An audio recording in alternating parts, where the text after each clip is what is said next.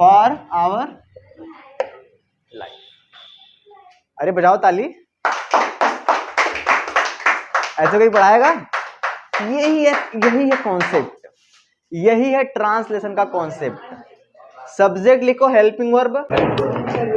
Hello, तो कैसे आप सभी? आई होप सब बढ़िया होंगे। तो मेरा नाम है प्रवीण गौतम और स्वागत है आपके इस बेहतरीन से यूट्यूब चैनल प्रवीण क्लासेस में। तो आज क्लास में बच्चा बात करने वाले हैं ना पैराग्राफ ट्रांसलेशन प्रॉब्लम के ऊपर, यानी कि जब हमारे पास एक हिंदी का पैराग्राफ आता है तो हम उसको इंग्लिश में ट्रांसलेशन क्यों नहीं कर पाते हैं, या मैं आपको ऐसी क्या ही बातें बता दूं जिसकी वजह से, जिसकी हेल्प से आप उस पैराग्राफ को इंग्लिश में ट्रांसलेट कर पाए। ठीक है ना? तब देखो, तो आज की क्लास में मैं आपको बहुत ज्यादा ये रूल ठीक है, ढेर सारी बातें नहीं बताने वाला हूँ। सिंपल सी सिर्फ एक बातें बताऊंगा, उस एक बात से ही आप सारी की सारी बातों को कर सकते हैं।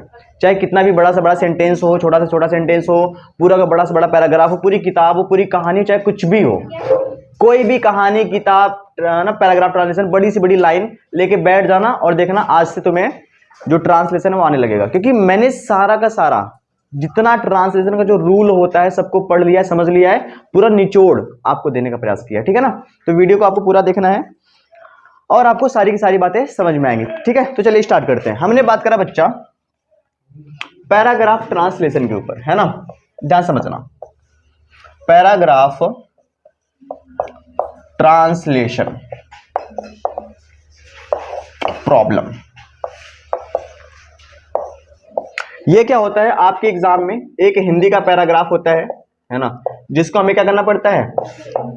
इंग्लिश में ट्रांसलेट करना पड़ता है ना, यानी कि हिंदी टू इंग्लिश। पहले क्या आता था? पहले इंग्लिश से हिंदी में भी आता था, लेकिन अब सिर्फ यही आता है ना, हिंदी से इंग्लिश।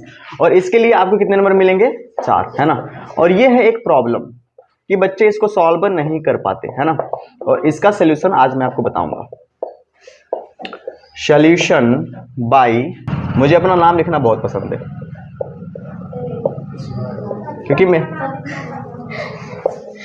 क्योंकि मेरा नाम बहुत सुंदर है ना? मतलब इस नाम में कुछ लगता है ना, Praveen Gautam, the name is enough, नाम ही काफी है। ठीक है जी, तो बात करते हैं आज की क्लास में, है ना, कि हम इसको कैसे समझते हैं, कैसे करते हैं। सबसे पहले हम ये समझते हैं कि प्रॉब्लम क्या होती है, यानी कि ऐसा क्यों होता है कि हम पैराग्राफ को इंग्लिश में ट्रांसलेट क्यों नहीं कर पाते हैं। First we have to know that what is the problem. सबसे पहले हमें प्रॉब्लम को समझना है, देन सॉल्यूशन पे बात करते हैं, है ना? देखिए, अगर हम कभी भी सेंटेंस की बात करें तो जो पैराग्राफ होता है वो किससे मिलकर बना होता है? सेंटेंस। और जो सेंटेंस होते हैं वो आपके एग्जाम में ओनली अफर्मेटिव होते हैं या कभी कभार निगेटिव आ जाते हैं, है ना? तो सिर्फ अफर्मेटिव सेंटेंसेस होते हैं। कौन से होते हैं? Affirmative sentences. अगर कोई सेंटेंस अफर्मेटिव है, क्या है बच्चा?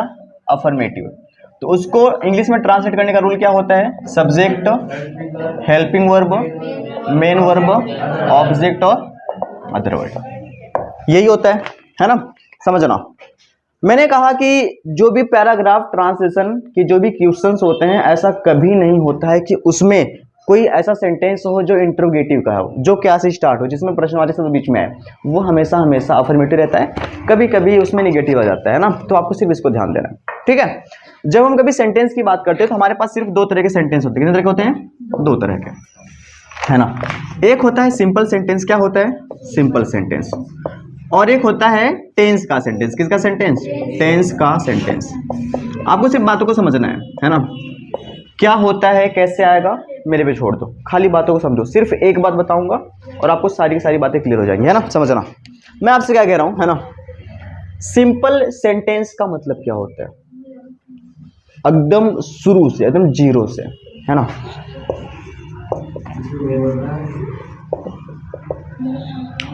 अगर आप पैराग्राफ, आप समझना मेरी बातों को, अगर आप पैराग्राफ को इंग्लिश में ट्रांसलेट करना चाहते हैं तो पैराग्राफ किससे मिलके बना होता है? सेंटेंस। किससे मिलके बना होता है? तो वो जो सेंटेंस होता है वो मेनली, यानी कि मुख्यतः या तो अफर्मेटिव होता है या तो निगेटिव होता है। क्योंकि पैराग्राफ में बहुत ज़्यादा इंट्रोगेटिव सेंटेंस का यूज नहीं करा जाता है। चाहे तो आप अपनी बुक उठा के देख लीजिए या पिछले साल के क्वेश्चन पेपर देख लीजिए, है ना? तो अगर कोई सेंटेंस अफर्मेटिव है तो उसका स्ट्रक्चर क्या कहता है? उसका रूल कहता है कि सबसे पहले आप सब्जेक्ट लिखेंगे, helping verb, main verb, object और अदर वर्ड। अगर गलती से निगेटिव हो जाए, क्या हो जाए बच्चा? अगर ये गलती से निगेटिव हो जाए तो किसके बाद? हेल्पिंग वर्ब के बाद आप क्या लगा देंगे? नॉट। बस इतनी छोटी सी बात आपको समझना है। अब चूंकि पैराग्राफ सेंटेंस से ही मिलके बना होता है तो हमें जानना पड़ेगा कि सेंटेंस कैसा होता है। जो सेंटेंस होता है वो दो तरह का हो सकता है, या तो वो सिंपल सेंटेंस होगा या तो टेंस का सेंटेंस होगा। अब बात करते हैं कि सिंपल सेंटेंस क्या होता है। सिंपल सेंटेंस का मतलब होता है वो सेंटेंस जिसमें मेन वर्ब ना आए, जिसमें कोई काम ना हो रहा हो। अगर गलती से भी काम हो रहा होगा तो वो क्या हो जाएगा, वो हो जाएगा टेंस का सेंटेंस। क्या हो जाएगा, टेंस का सेंटेंस। बच्चों में जो सबसे बड़ी प्रॉब्लम है वो ये है कि जब भी उनके सामने कोई सेंटेंस होता है, कोई लाइन लिखी होती है, कोई हिंदी में कोई बात लिखी होती है, वो उनमें सब्जेक्ट ही ना पहचान पाते हैं, है ना। तो सेंटेंस चाहे सिंपल हो चाहे टेंस का हो, है ना, वो सब्जेक्ट को पहचान ही नहीं पाते हैं कि उसमें करता है कौन। और जब वो सब्जेक्ट को नहीं पहचान पाते हैं तो जिसकी वजह से वो उसको ट्रांसलेट नहीं कर पाते, क्योंकि ये क्या है, पहला स्टेप है ना, कि आपके सामने एक सेंटेंस है तो पहले आपने देखा कि वो अफर्मेटिव है या निगेटिव है। अच्छा जी, आपने देख लिया। फिर आपने देखा कि वो सिंपल सेंटेंस है या टेंस का सेंटेंस, तो आपने देख लिया, चाहे जो हो उसमें से। फिर आपको देखना होता है कि सब्जेक्ट क्या है। अब कई बच्चों को सब्जेक्ट पहचानना नहीं आता, है ना, तो ये एक बड़ी प्रॉब्लम है, क्योंकि दुनिया का कोई भी सेंटेंस हो बिना सब्जेक्ट का हो ही नहीं सकता। तो सबसे पहले हम पहचानते हैं सब्जेक्ट। अब जो सब्जेक्ट होता है, ध्यान समझना, सब्जेक्ट क्या होता है, जो काम करता है ना, जो काम करता है या जिसके बारे में क्या होती है, बात होती है ना, जिसके बारे में बात होती है, उसे हम लोग क्या कहते हैं बच्चे, सब्जेक्ट। और जो सब्जेक्ट होता है ना, ये चार तरह का हो सकता है। कितने तरह का हो सकता है, चार। या तो वो नाउन होगा, या तो वो प्रोनाउन होगा, या तो वो जेरेंड होगा, या तो इन्फिनिटिव होगा। तो जो भी आपका जो पैराग्राफ ट्रांसलेशन है उसमें आपको जेरेंड से कोई मतलब नहीं है और इन्फिनिटिव से कोई मतलब नहीं, इसको आपको जानना ही नहीं है। आपको सिर्फ जानना है नाउन, और फिर क्या जानना है, प्रोनाउन। नाउन क्या होता है, जब किसी का नाम हो, राम, श्याम, मोहन, बुक, किताब, पेन, ये सारी की सारी चीजें, ठीक है ना। जब किसी का नाम ना हो तो वो क्या होता है, प्रोनाउन। जैसे कि ही, सी, इट, आई, वी, दे, वह, यह, हम, तुम, मैं, ये सारी की सारी चीजें, इन्हें कहते हैं प्रोनाउन। क्या कहते हैं, प्रोनाउन। अब मैं आपको कुछ है ना सिंपल से सेंटेंसेस लिखूंगा और आपको देखना है और बताना है कि इसमें सब्जेक्ट कौन होते हैं। ये हैं आपके सामने टोटल 10 सेंटेंसेस जो कि हिंदी में लिखे गए हैं, है ना। तो अभी हमें क्या करना है, हमें ये समझना है कि सिर्फ ये पहचानना है कि सब्जेक्ट क्या होता है ना। इस चीज़ पे मैं पिछले क्लास 9 से इस बात पे फोकस कर रहा था कि आप इसको समझें पहले, है ना, क्योंकि सारा का सारा जो जड़ है वो यही है ना। देखिए सब्जेक्ट कैसे पहचानते हैं, जैसे मैंने कहा, है ना, सब्जेक्ट क्या होता है, जो काम करता है, जिसके बारे में बात होती है। मैंने कहा कि राम स्कूल जाता है, तो स्कूल कौन जाता है, राम। ये क्या हो गया, ये हो गया सब्जेक्ट, है ना। मार्कर चेंज कर लेते हैं, ये हो गया सब्जेक्ट। दूसरा मैंने कहा कि राम एक अच्छा लड़का है। अब राम एक अच्छा लड़का है, इसमें कोई काम हो रहा है, बस हम एक बात कह रहे हैं, है ना, पर इसमें सब्जेक्ट कौन है, राम, क्योंकि हम राम के बारे में बातें कर रहे हैं। जैसे मैंने कहा कि मेरे पापा एक वकील है ना। अब बच्चों में कंफ्यूजन क्या होता है, उनको लगता है कि इसमें जो सब्जेक्ट है वो है पापा, पर वो पापा है किसके, क्योंकि एक वकील कौन है, क्या पापा एक वकील है या मेरे पापा। तो ये पूरा यानी ये दोनों का दोनों क्या हो जाएगा आपका सब्जेक्ट, यानी कि माय फादर। समझ में आया कि नहीं आया। जैसे भारत की राजधानी नई दिल्ली है, इसमें सब्जेक्ट कौन बताएगा, भारत की राजधानी नई दिल्ली है ना, किसके बारे में बात हो रही है, भारत की राजधानी नई दिल्ली है। नई दिल्ली क्या है, भारत की राजधानी। तो ये यहां से लेके यहां तक ये आपका क्या हो जाएगा, सब्जेक्ट हो जाएगा। सब्जेक्ट एक शब्द का भी हो सकता है, दो शब्द का, तीन या इससे ज्यादा भी हो सकता है, ये सिंपल सी बात, ठीक है। मैं कल बाजार जा रहा था, बाजार कौन जा रहा था, मैं, है ना। अब अगर आपने ऊपर ध्यान दिया होगा तो ये है बच्चे नाउन, क्या है, नाउन। जैसे मेरे पापा, माय फादर, ये भी नाउन है, समझ में आया कि नहीं आया। लेकिन भारत की राजधानी ये भी क्या है, नाउन है। मैं, ये क्या हो गया, प्रोनाउन। जैसे मैंने कहा कि हम सब भारत के रहने वाले हैं, इसमें सब्जेक्ट क्या है, हम सब भारत के रहने वाले हैं, मतलब कि हम सब की बात हो रही है, तो यहाँ पे सब्जेक्ट कौन हो जाएगा, हम सब। पुस्तकें हमारी अच्छी मित्र होती हैं, कौन अच्छी मित्र होती हैं, पुस्तकें, ये हो जाएगा सब्जेक्ट। भारत तेजी से उन्नति कर रहा है, इसमें सब्जेक्ट कौन होगा, भारत। प्रयागराज एक ऐतिहासिक नगर है, सब्जेक्ट कौन होएगा? प्रयागराज। आज हमारे प्रधानाचार्य अवकाश ग्रहण कर रहे हैं, मतलब रिटायर हो रहे हैं। तो आप मुझे बताइए कि इसमें आज हमारे प्रधानाचार्य एक्चुअल में किसके बारे में बात हो रही है? हमारे प्रधानाचार्य अवकाश। आज थोड़ी है ना, ये है, ये है हमारे पास सब्जेक्ट ये।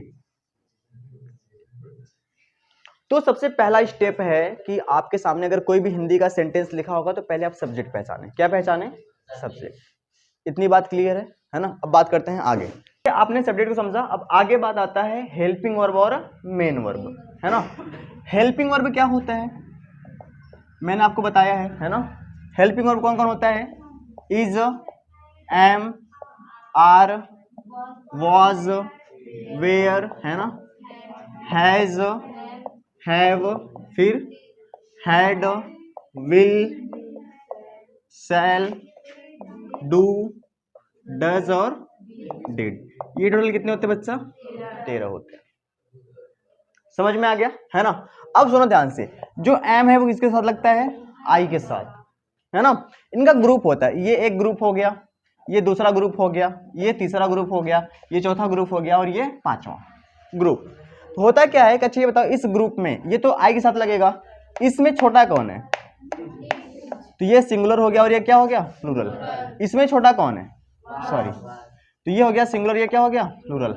इसमें ध्यान समझना है ना, ये सिंगुलर, ये क्या? प्लूरल। और ये क्या होता है? ये दोनों होता है। विल इसके साथ लगता है, शैल देखो ये लगता है आई और वी के साथ, बाकी सबके साथ, यानी कि ही हो गया आपका, सी हो गया, है ना, इट हो गया, दे हो गया, या किसी का क्या हो गया? नाम। इन सबके साथ क्या लगेगा बच्चा? विल लगेगा। ध्यान देना इसमें, है ना। डू भले छोटा है डज से, लेकिन ये होता है प्लूरल और ये क्या होता है? सिंगुलर, और ये दोनों के साथ, है ना। बस आप कितना ध्यान देना। समझ में आया? जो सब्जेक्ट होते हैं खास करके प्रोनाउन कौन कौन से होते हैं? ही, सी, इट, आई, यू, वी और दे। आप मुझे एक बात बताइए, इसमें कौन कौन से सिंगुलर होते हैं? है ना, ही, सी, इट, ये क्या होते हैं? सिंगुलर। और आई को भी सिंगुलर सिर्फ एक जगह माना जाता है, जब आई के साथ क्या लगाया जाता है? वॉज।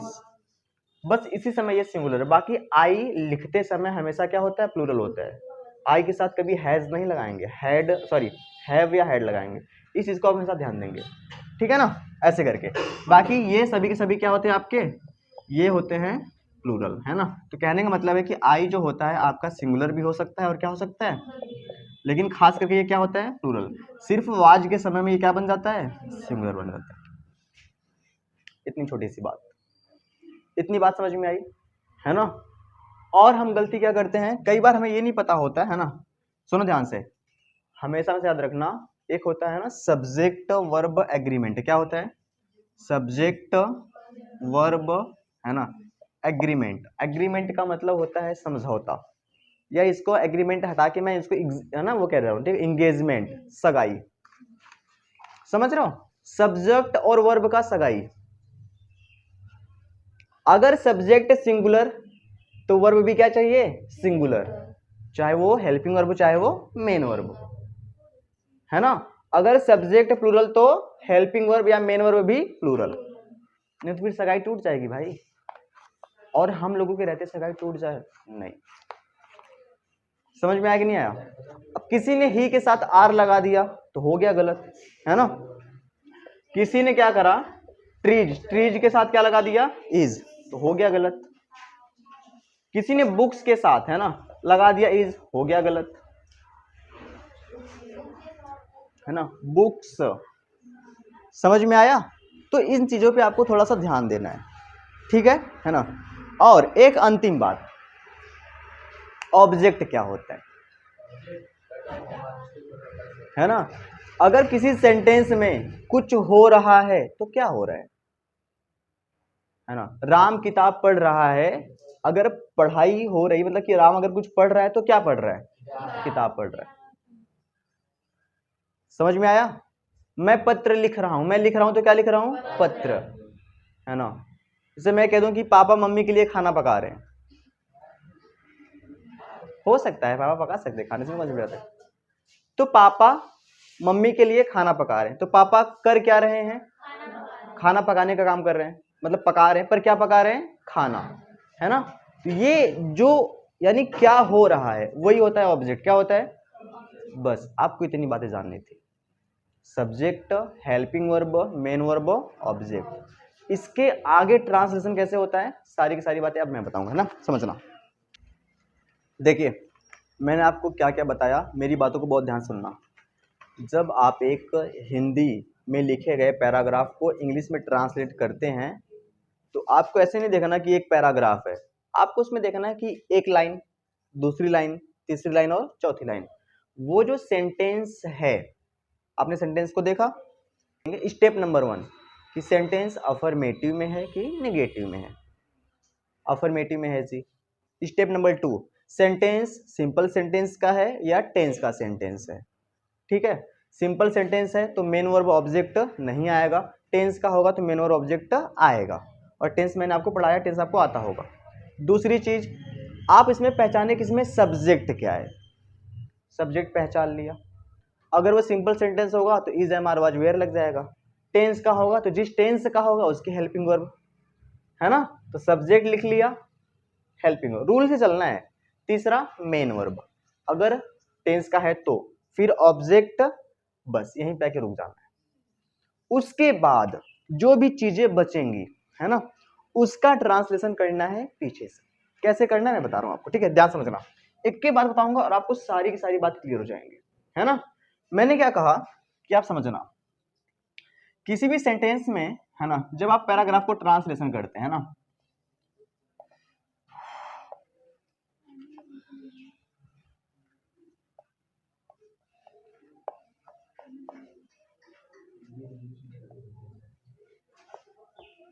जब आप हिंदी वाले पैराग्राफ को किस में ट्रांसलेट करते हैं बच्चा, इंग्लिश में। स्टेप नंबर 1 आपको देखना पड़ेगा कि वो अफर्मेटिव है या नहीं, है ना, यह स्टेप 1। स्टेप 2 क्या है, स्टेप 2 है कि वो जो है सेंटेंस है ना, वह सिंपल सेंटेंस है या टेंस का सेंटेंस। स्टेप नंबर 3 आपको क्या पहचानना है बच्चा, सब्जेक्ट। ये स्टेप सबसे इंपॉर्टेंट है, यही बच्चे गलती करते हैं, है ना। स्टेप नंबर 4 क्या होगा कि सब्जेक्ट के अनुसार सिंगुलर और प्लूरल, इस चीज का ध्यान रखते हुए, है ना, कि इसमें हेल्पिंग वर्ब क्या लगेगा और साथ में मेन वर्ब क्या लगेगा, इस चीज का। स्टेप नंबर 5 आपको क्या ध्यान देना है, स्टेप नंबर 5 में आपको क्या ध्यान देना है कि इसके बाद यानी कि ऑब्जेक्ट क्या है ना, ऑब्जेक्ट। ठीक है, उसके बाद लास्ट स्टेप जो कि एक ट्रिक है ना, ये क्या है आपका ट्रिक। बाकी बचे हुए सेंटेंसेस को, है ना, यानी कि बाकी बचे हुए भागों को आपको सेंटेंस के लास्ट से ट्रांसलेट करना है। मतलब कि लास्ट से जो जो शब्द होंगे उसकी हम हिंदी लिखते आएंगे, बात खत्म। अब ऐसे नहीं समझ में आएगा जब मैं आपको एक अच्छा सा, है ना, एग्जाम्पल देके आपको समझाऊंगा नहीं, ध्यान समझिए। एग्जाम्पल जैसे मैंने लिया, है ना, कि मैं आज पापा के साथ घर में, देखना, पेड़ के नीचे मम्मी के लिए खाना पका रहा था। इससे बड़ा क्या ही होगा, चाहे कितना भी बड़ा से बड़ा सेंटेंस क्यों ना हो, रूल सिंपल है। सब्जेक्ट लिखो, helping verb, main verb, object, बाकी चीजों को पीछे से लिखते चले आओ। सही बात है जी। अब देखना कितना मजा आएगा।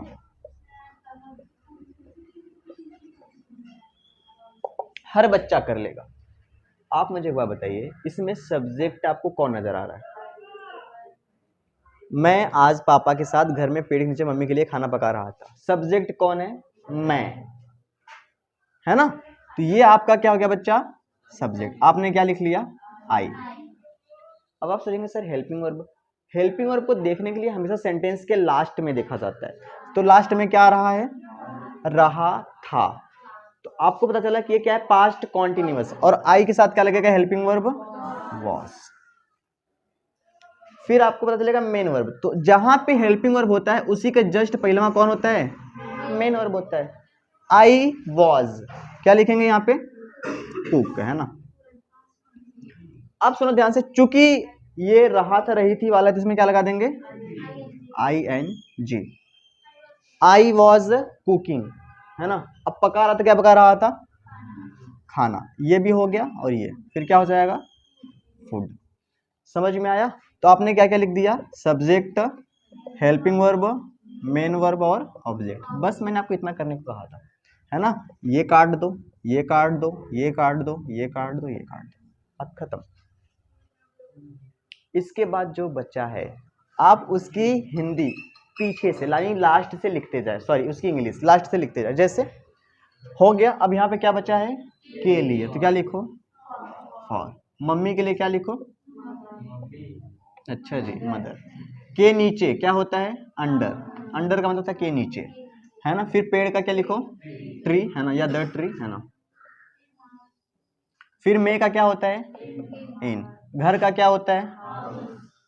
हाउस, है ना? उसके बाद क्या बचा?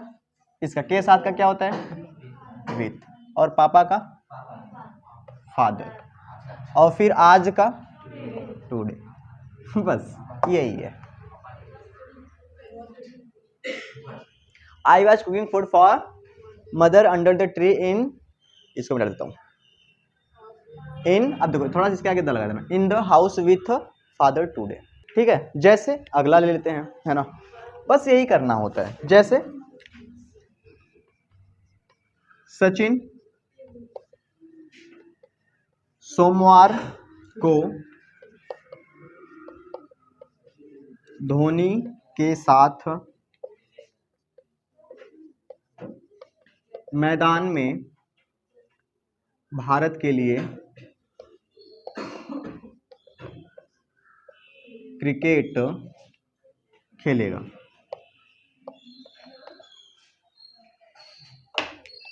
अच्छा मुझे एक बात बताइए आप लोग, है ना? सचिन सोमवार को धोनी के साथ मैदान में भारत के लिए क्रिकेट खेलेगा। आपको क्या लग रहा है सब्जेक्ट क्या है? सचिन। तो आपने क्या लिख दिया? सचिन। हेल्पिंग वर्ब के लिए सीधा उठ के चले जाएंगे लास्ट में। अच्छा भैया गा दिख रहा, ओनली सिर्फ गा। तो ये है फ्यूचर इंडेफिनिट, है ना? तो आपको पता है कि क्या लगता है? Will sell. सचिन के साथ क्या लग जाएगा? विल लग जाएगा, है ना? इसको ऐसे बॉक्स में भरते चलो। खेलना का क्या लिखोगे? प्ले।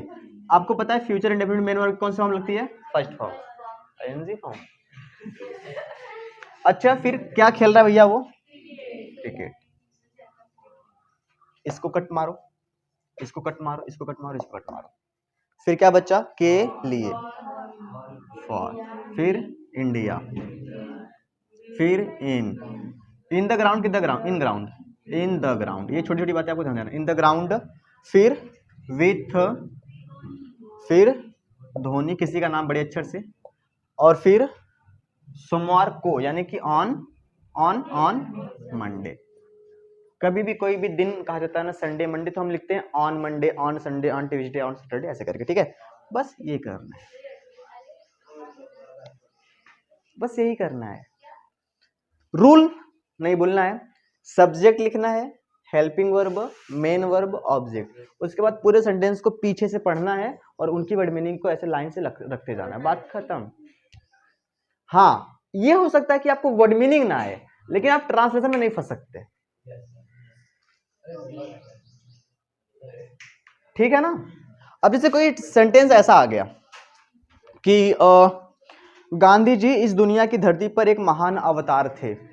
अब हो सकता है कि आपको अवतार का ना पता हो, लेकिन अगर मान लेते हैं अवतार का नहीं पता है तो अवतार की जगह अवतार लिख देते हैं या डैश लगा के छोड़ देते हैं, तो हमारा रूल तो गलत नहीं है। तो हम वर्ड मीनिंग में फंस सकते हैं पर ट्रांसलेशन में कभी नहीं फंसेंगे। बस इतनी सी मेरी बातों को आपको याद रखना है ना। लेकिन आपको लगेगा कि सर जी इतना आसान है, अभी देखना, अभी तुम फंसोगे, है ना। अभी इसको मैं मिटा दे रहा हूं,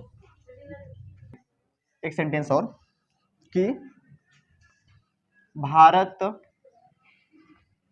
गरीब छात्रों के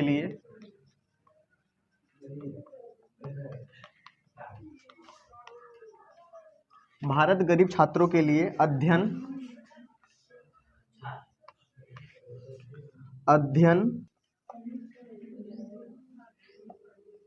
एक अच्छी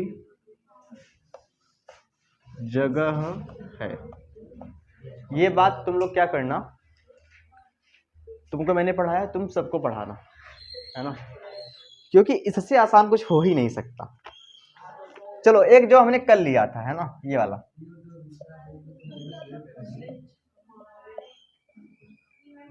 वृक्ष हमारे जीवन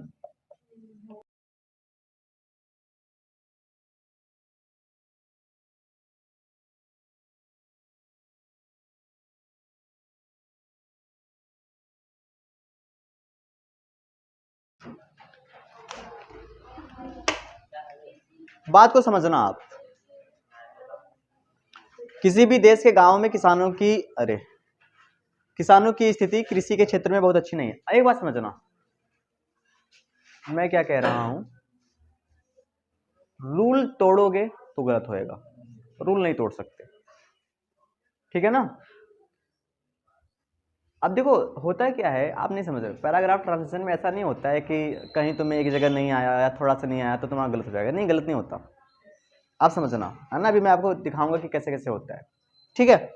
जैसे हमारे सामने ये 4 सेंटेंसेस लिखे गए हैं, देखते हैं कि जो मैंने आपको बातें बताई क्या वो हर सेंटेंस में लागू होता है या वो मैं कुछ घर से लेके आया था जानबूझ के वैसा सेंटेंस बस उसी में लागू हुआ। देखते हैं। जैसे मैंने क्या कहा आपसे कि इसमें सब्जेक्ट पहचानो, भारत गरीब छात्रों के लिए अध्ययन की एक अच्छी जगह है। अध्ययन की एक अच्छी जगह कौन है, भारत, है ना। तो आपने लिखा बच्चा ये है सब्जेक्ट, ये क्या है सब्जेक्ट, आपने लिखा इंडिया। क्या ये कोई टेंस का सेंटेंस है, सिंपल सी बात हो रही है, तो फिर आपने क्या लगा दिया, इज, इंडिया इज, है ना, क्योंकि मेन वर्ब तो आएगा नहीं, ऑब्जेक्ट आएगा नहीं, तो फिर आपने कहा कि सर ने क्या कहा है कि फिर पीछे से सबकी वर्ड मीनिंग लिखते जाइए, है ना।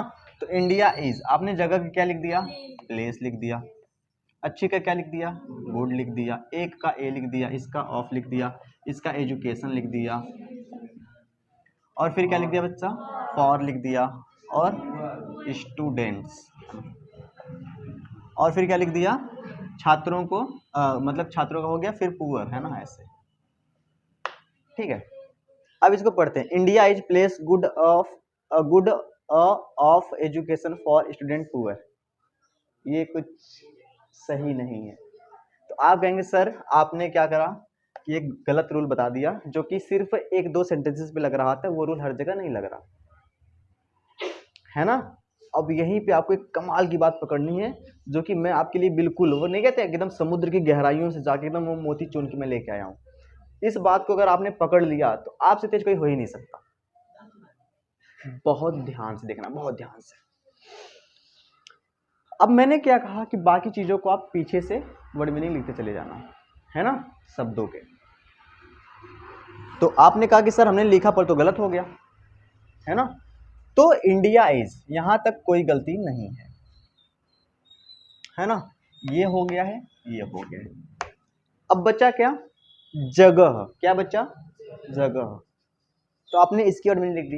अच्छा ध्यान दो, क्या वो जो जगह जो शब्द है वो अकेला है, जगह से पहले क्या है, अच्छी। आपको क्या लग रहा है ये जो अच्छी है वो अपने लिए आया है, अकेले के लिए आया है, ये अच्छी जगह ये साथ में है, और ये क्या एक एक एक अच्छी जगह, आपको नहीं लग रहा कि ये तीनों एक के हैं, ये तीनों एक के है, हाँ या ना? कैसे पता चलेगा कि एक्के है? जब तक कि कोई दूसरा कनेक्टर्स प्रीपोजिशन, मतलब कि जैसे कि का की के लिए, में, पर, ऐसा ना आ जाए। जैसे अगर मैं कह दूंगा ना कि पीछे से लिखो तो आपको कहूंगा कि प्लेस गुड ऐसे, लेकिन ध्यान दो जगह अच्छी एक, अब जगह के लिए ही अच्छी आया है और इसके साथ ही एक आया है, एक अच्छी जगह। आपको नहीं लग रहा है? आप कह सकते हैं कि ये सब अलग अलग हैं, एक अच्छी जगह। तो आप क्या करेंगे, इसका ट्रांसलेशन ये एक शब्द मान के चलेंगे। कितना शब्द है? एक। तो आप क्या लिखेंगे? अ गुड प्लेस, है ना? तो आपने क्या लिखा? इसको मिटा देते हैं, है ना?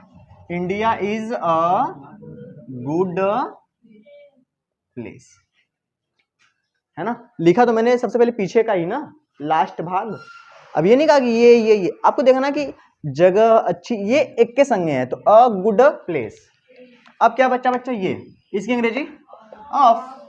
अब देखो अध्ययन, अच्छा ये बताओ अध्ययन, क्या ये जो के लिए है ये इसके साथ में है? ये जो के लिए है ये कनेक्टर्स है, जोड़ने वाला। तो अध्ययन अकेला है, तो क्या लिखेंगे? India is a good place of education. फिर क्या लिखेंगे? फॉर छात्रों, तो आप कहेंगे स्टूडेंट पुअर। आपको नहीं लग रहा है कि ये जो छात्रों लिखा गया है, इससे पहले जो गरीब आया है वो इसी के लिए आया है, गरीब छात्रों एक साथ। तो ये दोनों एक के संग है, एक के संग है, तो क्या लिखेंगे? फॉर द लगा देंगे, द पुअर स्टूडेंट्स। अब पढ़ो इसको,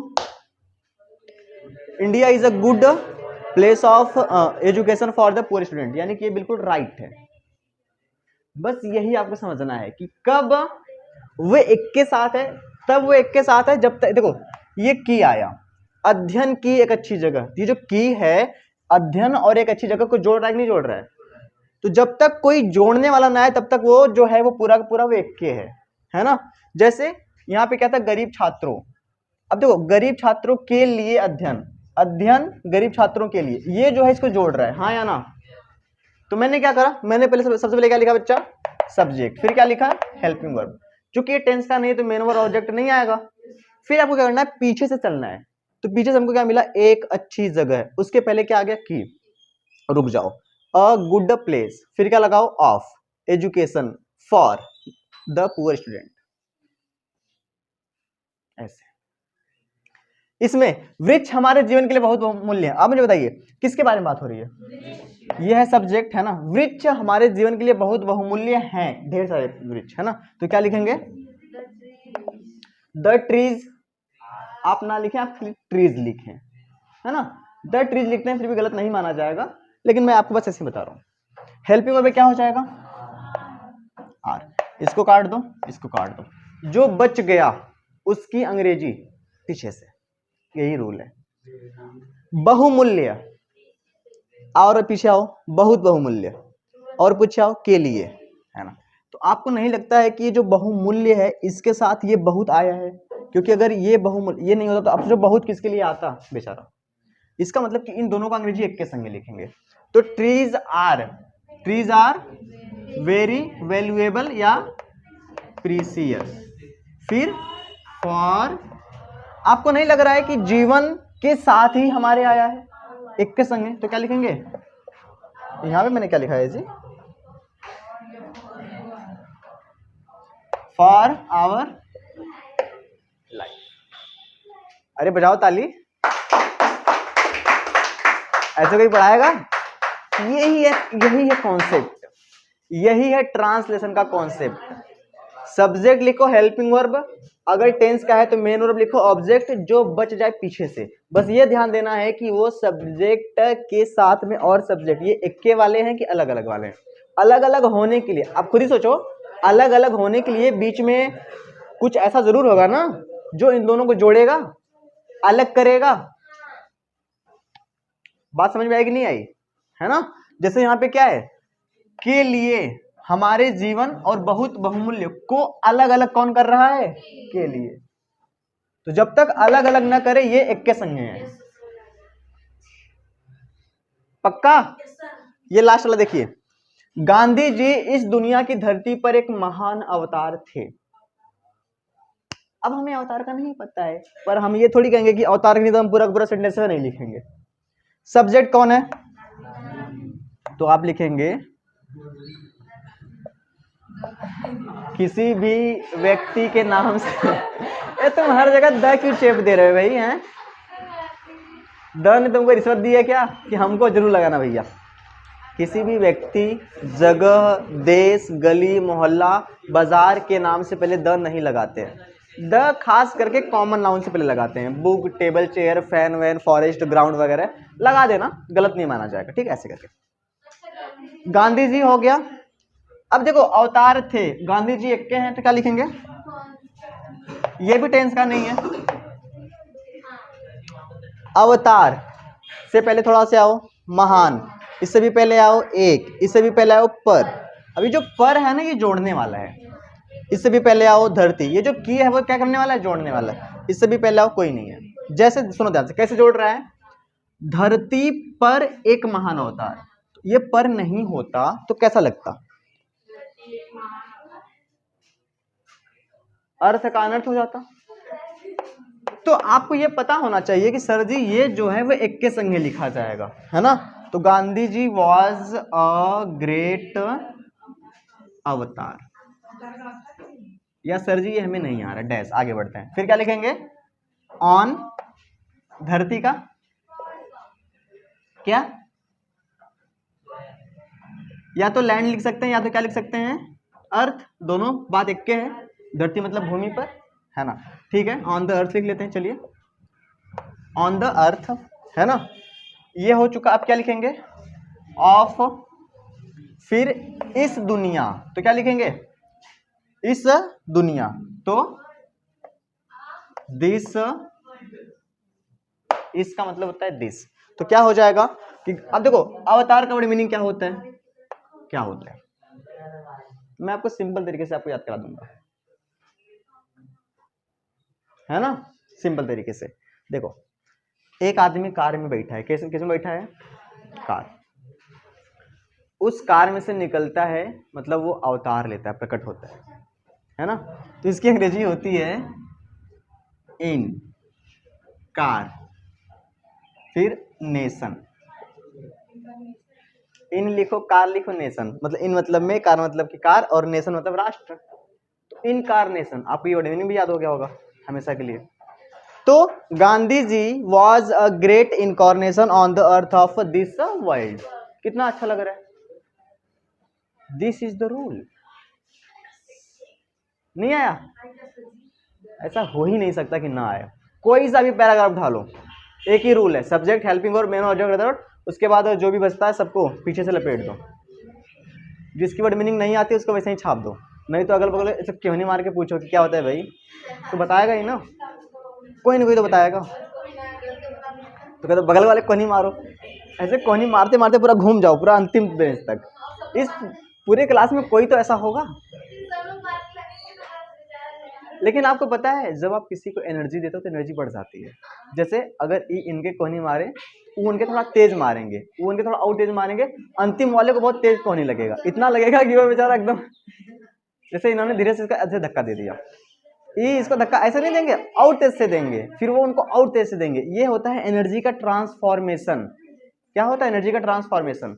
अब समझिए अगला, तो मैं चाहता हूं कि आप इसको खुद से करें। चलिए देखते हैं। सबसे पहला जो स्टेप है वो है सब्जेक्ट पहचानना। किसी भी देश के गांवों में किसानों की स्थिति कृषि के क्षेत्र में बहुत अच्छी नहीं है।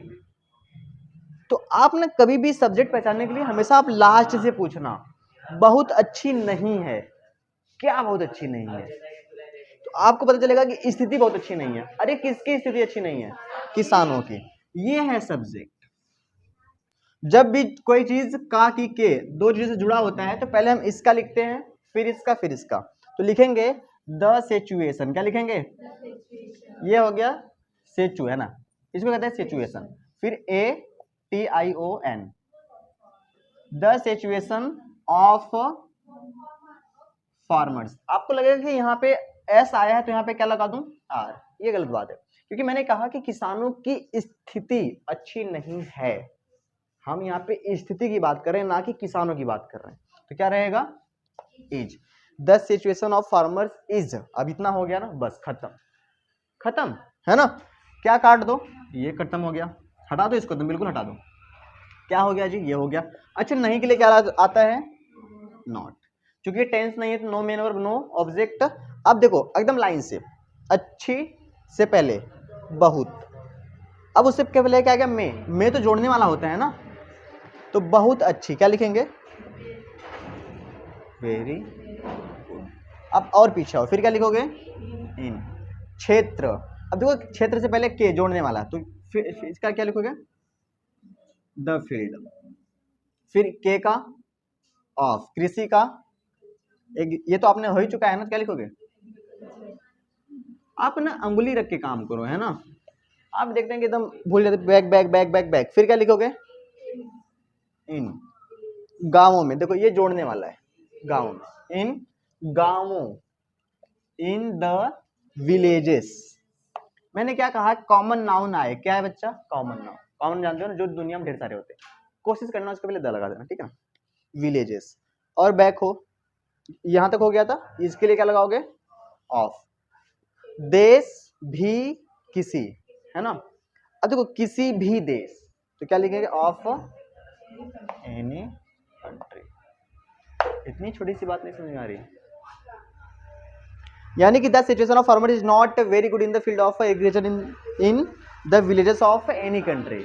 किसी भी देश के गांवों में किसानों की स्थिति कृषि के क्षेत्र में बहुत बेहतर नहीं, यानी बहुत अच्छी नहीं है। This is the concept. समझ में आया। तो ऐसे होता है पढ़ना, है ना। अभी मैं आपको यहाँ पे नहीं छोड़ूंगा, अब मैं आपको दिखाऊंगा कि एग्जाम में जो क्वेश्चंस आए हैं, क्या उन क्वेश्चन पे मेरी बातें लागू हो रही हैं। ये तो मैंने आपको बड़े बड़े करवा दिए, आपके एग्जाम में छोटा छोटा आएगा, फिर भी देखते हैं कि कैसे होता है ना। चलिए देखिए, कुछ प्रैक्टिस हम और करते हैं और समझने का प्रयास करते हैं कि जो बातें मैंने आपको बताई, क्या वो हर सेंटेंसेस में फिट बैठेंगी, लागू होंगी, या कहीं पर अगर कुछ हल्का फुल्का इधर उधर हो तो हम उसको कैसे हैंडल करेंगे, कैसे समझेंगे, है ना। तो बातों को ध्यान से समझना। देखिए, ये सभी की सभी बातें आपके प्रीवियस ईयर क्वेश्चन में से लिखी गई हैं। और पहली बात, आप क्या करेंगे कि जो सीरीज में जितने भी पैराग्राफ ट्रांसलेशंस हैं उनकी प्रैक्टिस आप जरूर करेंगे। नहीं आए तो उसको आप मेरे पास लिखेंगे, सर जी जो आपने रूल बताया था उस पर ये फिट नहीं बैठ रहा, मैं आपको बताऊंगा, पर रटना मत, रूल मत तोड़ना, है ना। देखते हैं, जैसे इसमें क्या लिखा गया है, पुस्तकें हमारी अच्छी मित्र हैं। स्टेप नंबर 1, ये सेंटेंस अफर्मेटिव है। स्टेप 2, ये सेंटेंस जो है वो टेंस का है या सिंपल सेंटेंस है, सिंपल है। सिंपल का मतलब क्या होता है कि इसमें मेन और ऑब्जेक्ट नहीं आएगा, है ना।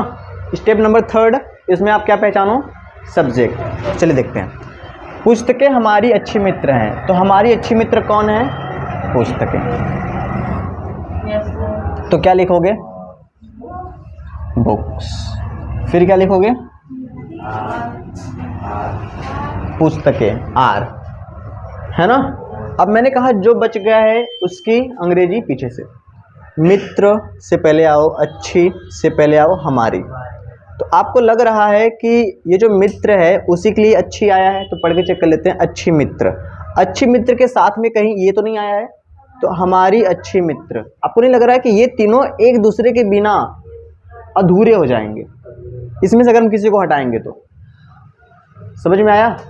तो मतलब ये तीनों एक का संग है। तो books are our good friend. अब यहाँ पे फ्रेंड्स क्यों लगाया, क्योंकि यहाँ पे बुक्स था, है ना। समझ में आया। आगे बढ़ते हैं। मैं कल अपने माता पिता के साथ बाजार जा रहा था।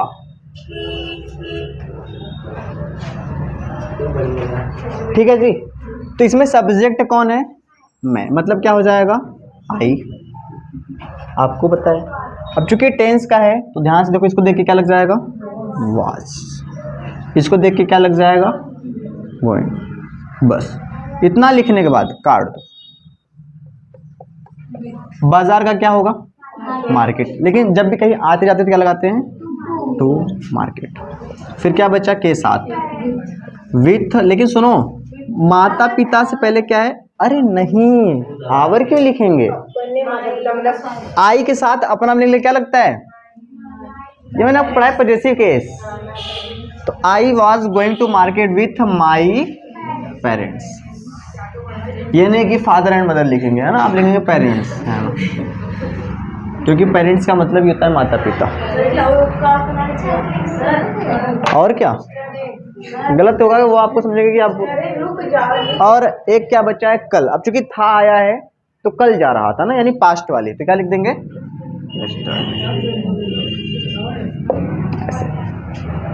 तो एकदम फिट बैठ रहा है मेरी बातें। अगली बात कर लेते हैं। वर्षा ऋतु सभी ऋतुओं से अच्छी होती है। ये नहीं कि सर जी ती है आया है तो प्रेजेंट इंडेफिनिट हो जाएगा। अरे कोई काम ही नहीं हो रहा इसमें, है ना। तो ये अब देखो, होती हैं, इसका मतलब है इज। क्या है? बात खत्म। टेंस का नहीं है ना। मैंने क्या कहा? वर्षा ऋतु सभी ऋतुओं से अच्छी होती है। किसके बारे में बात हो रही है? वर्षा ऋतु। तो इसका अंग्रेजी लिखेंगे रेनी सीजन। क्या लिखेंगे? Rainy season. ऋतु मतलब सीजन, रेनी सीजन। अब पीछे से रेनी सीजन, फिर क्या लिखेंगे? गुड। उसके बाद से का क्या लिखेंगे? फ्रॉम। सर जी फ्रॉम मतलब से होता है, हो गया फ्रॉम। सभी ऋतुओं, सभी ऋतुओं, ऑल सीजन। पढ़ते हैं इसको, कैसा लगता है? Rainy season good from all season. गलत तो नहीं लग रहा है ना? गलत तो उतना नहीं लग रहा है, ठीक ठाक लग रहा है कि rainy season good from all season, कि जो वर्षा ऋतु है वो बाकी ऋतुओं से अच्छी है। लेकिन आप याद रखें कि से का जो वर्ड मीनिंग होता है, फ्रॉम भले होता है पर से अलग होने के अर्थ में। जैसे बच्चा छत से गिर गया, है ना, तो the child fell from the roof. जब कोई एक चीज से आप अलग होते हैं, मैं घर से स्कूल आया तो आप घर से अलग हो गए हैं ना। यहाँ पे क्या हो रहा है? वर्षा सभी ऋतुओं से अच्छी। यहाँ पे कुछ अलग का वाला तो कॉन्सेप्ट ही नहीं है, तो फ्रॉम लगाना इज नॉट गुड। वही इसीलिए कहता हूँ ना, रट्टा वाला क्या नहीं चल पाता है। तो आपने कहा कि मेरे को पता नहीं सीएगा क्या होगा, इसलिए गुड लगा के काम चल, गुड लिख दिया।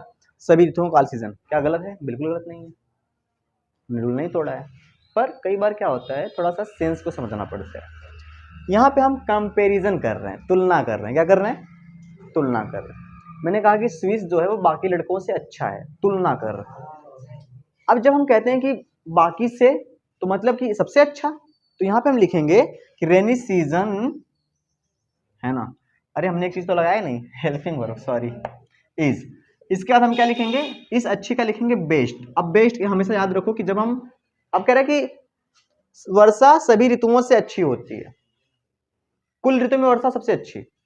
इसका मतलब यह है कि जब हम सबसे अच्छा बताते हैं तो वहां पे लिखते हैं बेस्ट, यानी सुपरलेटिव डिग्री। और जब हम सुपरलेटिव डिग्री लगाते हैं तो मैंने बताया था कि आर्टिकल उसके पहले द लगाते हैं। तो rainy season is the best, है ना। ठीक है, क्या है? सभी ऋतुओं से, मतलब कि सभी ऋतुओं से। अब इसकी और मीनिंग कैसे लिखेंगे, है ना। Rainy season is the best all off season.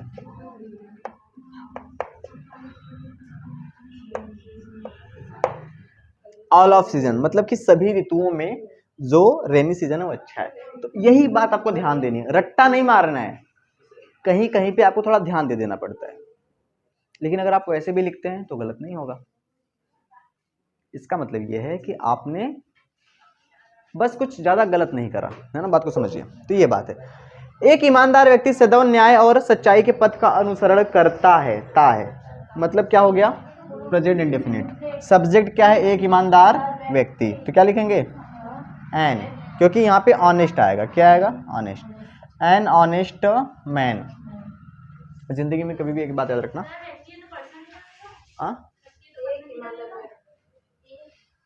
Man मतलब क्या होता है?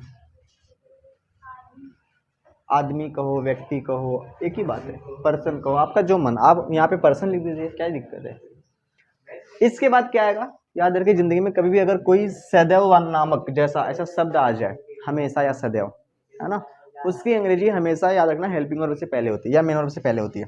एन ऑनेस्ट मैन, फिर क्या लिख देंगे, ऑलवेज। यही तो थोड़ा ध्यान देना है, ठीक है। उसके बाद जो रूल था वही चलेगा, एन ऑनेस्ट मैन ऑलवेज। अब चूंकि ये तो बस ऐसे ही हो गया, इसके बाद क्या आएगा, चूंकि ये क्या है, प्रेजेंट इंडेफिनिट का क्या है, अफर्मेटिव है, तो इसके बाद सीधा मेन वर्ब का फर्स्ट फॉर्म, तो हो जाएगा फॉलोज। अनुसरण करना मतलब क्या होता है, इसमें यस लगा देंगे, क्यों, क्योंकि यहाँ पे क्या कहा है, एक ईमानदार व्यक्ति। जो बच गया उसकी अंग्रेजी पीछे से, है ना। अब क्या बचा है, का, ठीक है, ध्यान समझना। अगर आप सोचेंगे ये का है तो यहाँ पे क्या लगा दिया, ऑफ। पथ का द पथ, फिर इसका क्या लगा दिया, ऑफ। सच्चाई, ये सच्चाई जो है इसके साथ ही और है, इसके साथ क्या है, न्याय, है ना, तो न्याय और सच्चाई एक साथ है, तो क्या हो जाएगा, path of, the path of. न्याय का क्या होता है, जस्टिस एंड सच्चाई का ट्रूथ, जस्टिस एंड ट्रूथ, है ना। अब इसको पढ़ते हैं, an honest man always follows of. ये जो ऑफ है, ध्यान देखो, न्याय और सच्चाई के पथ, ये जो के है इसके और इसको जोड़ रहा है, पर ये किसी को जोड़ रहा है, तो इसकी अंग्रेजी लिखना उचित नहीं है। An honest man always follows the path of justice and truth, बस हो गया। हाँ, पथ, पथ एक्चुअल में अपने आप में एक इंग्लिश वर्ड है ना, ऐसे पथ, है ना। अगला, एक दिन मैं अपने मित्रों के साथ एक बाग में घूमने गया। कभी भी जिंदगी में एक बात याद रख लेना, इंग्लिश का अगर कोई ऐसा सेंटेंस है जिसमें कोई मेन वर्ब उसी में ना पे आ गया, ना पे खत्म हो रहा है, जैसे कि घूमने, घूमता या घूमे, ऐसे पे खत्म होता, या घूम चुका, तो बात अलग होती, पर इसमें ना आ गया,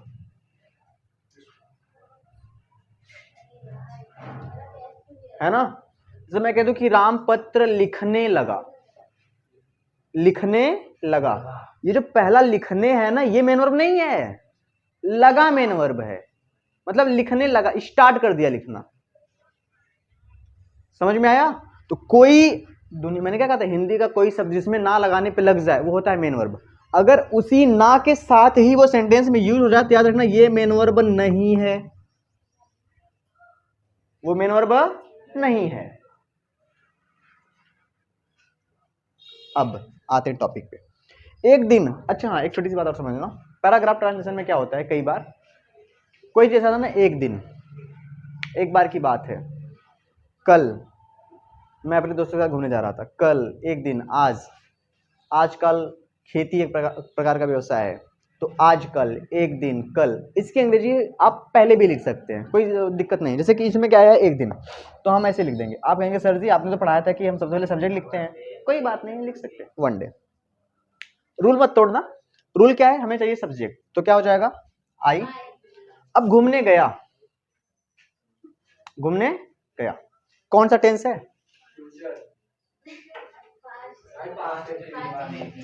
तो गया, गया मतलब वेंट, आई वेंट। मैंने आपसे क्या कहा, ये मेन वर्ब नहीं है कि वॉक लगा देंगे, आई वेंट, क्योंकि जब दो मेन वर्ब एक का संज्ञा आता है दूसरे वाले को टू लगा के लिखते हैं, है ना। तो जो मेन वर्ब है वो ये है, और ये ऐसे ही, तो क्या लिखेंगे, वन डे आई वेंट, है ना, आई वेंट टू वॉक। पर यहाँ पे थोड़ा सा कंफ्यूजन है, क्या समझना, एक दिन मैं अपने मित्रों के साथ एक बाग में घूमने गया, मतलब कि बाग में घूमने के लिए गया, है ना। इसका जो सेंस है वो ऐसा है कि one day I went to walk, यहाँ पे गलत नहीं है, गलत नहीं है, मैं कह रहा हूं कि आप यहाँ पे ये भी लिख सकते हैं, one day I went for, और चूंकि इसके में थोड़ा लगा देंगे अ वॉक, यानी घूमने के लिए, गलत नहीं, गलत नहीं, बिल्कुल गलत नहीं, टू लगा, कोई दिक्कत नहीं, one day I went to walk, है ना, या फॉर वॉक, फॉर वॉक, ठीक है। अब क्या बचा, इसके बाद क्या हो जाएगा, इन, अब देखो, इन एक बार, इन अ गार्डन, जब आपने यहाँ पे ए लगाया है तो ये मत करना कि इन द गार्डन, गलत हो जाएगा, है ना।